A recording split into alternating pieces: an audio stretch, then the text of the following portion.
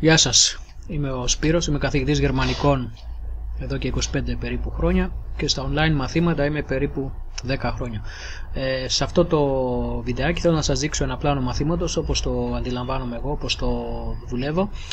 Καταρχήν έχουμε μια κοινή επιφάνεια εργασίας στην οποία μοιράζεται ο μαθητής μαζί με τον καθηγητή, δηλαδή είναι ένας αμφίδρομος ηλεκτρονικός πίνακας στον οποίο πίνακα ο κάθε ένας έχει πρόσβαση, δηλαδή δεν είναι ο πίνακας μόνο του καθηγητή αλλά είναι και του μαθητή. Τι περιλαμβάνει αυτός ο πίνακας? Έχω ετοιμάσει ένα πλάνο. Για παράδειγμα έχουμε σήμερα το γραμματικό φαινόμενο του ενεστώτα, έχω γράψει κάποια ρηματάκια τα οποία όπως κλείνονται σε όλα τα πρόσωπα. Από κάτω έχω γράψει κάποια ρήματα που κλείνονται παρόμοια ώστε ο μαθητής να αποκτήσει μια εικόνα ποια άλλα ρήματα κλείνονται εξίσου.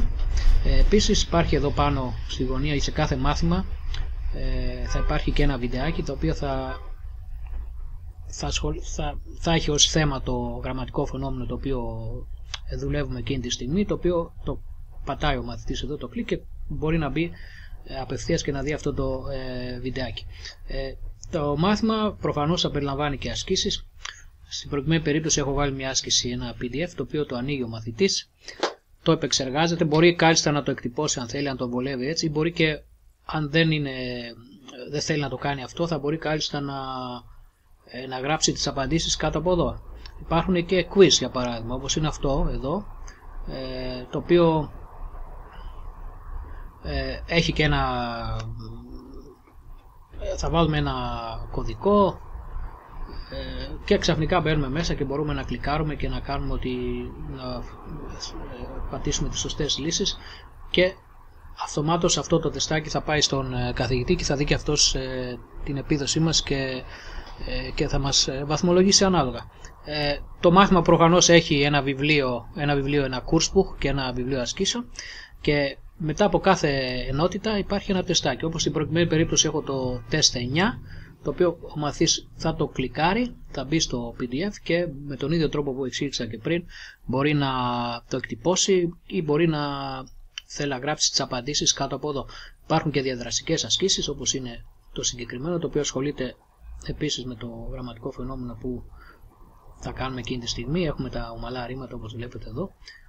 Εδώ τώρα μπορεί κάλλιστα μέσα στα κουτάκια να γράψει τις απαντήσεις και εφόσον τελειώσει πηγαίνει λίγο πιο κάτω, πατάει το finish και αυτομάτως θα του βγει μια βαθμολογία από το ίδιο το πρόγραμμα. Επομένως έχει μια ανατροφοδότηση απευθείας για τη δουλειά του, δηλαδή μπορεί ανά πάσα στιγμή, την ίδια στιγμή μάλλον, να δει την επίδοσή του.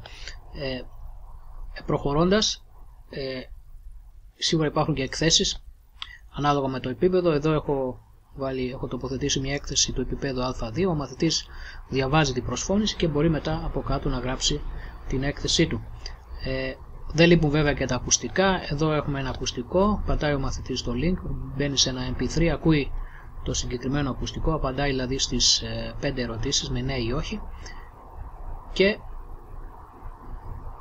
υπάρχει βέβαια και το προφορικό κομμάτι. Το προφορικό κομμάτι μπορεί να περιλαμβάνει ένα τέτοιο πλάνο, δηλαδή να μας δίνεται ένα θέμα με κάποιες λέξεις τις οποίες καλούμε να απαντήσουμε, δηλαδή να αναπτύξουμε προφορικά το ερώτημα που μας έχει τεθεί, αλλά τα προφορικά μπορούν να είναι και μεταξύ του καθηγητή και του μαθητή για διάφορα θέματα που άπτονται της καθημερινότητάς τους.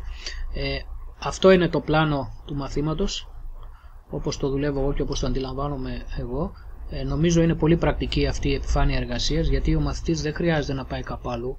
Για παράδειγμα, άμα θέλει να δει ένα βιντεάκι δεν ανάγκη να προσφύγει στο YouTube αναζητώντας το link ή να κάνει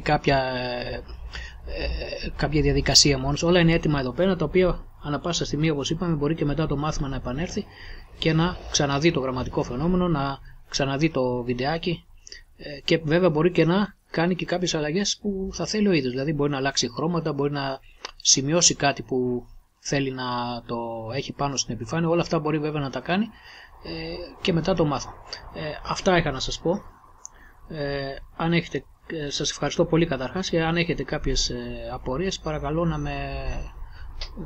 να με ενημερώσετε. Ευχαριστώ πολύ.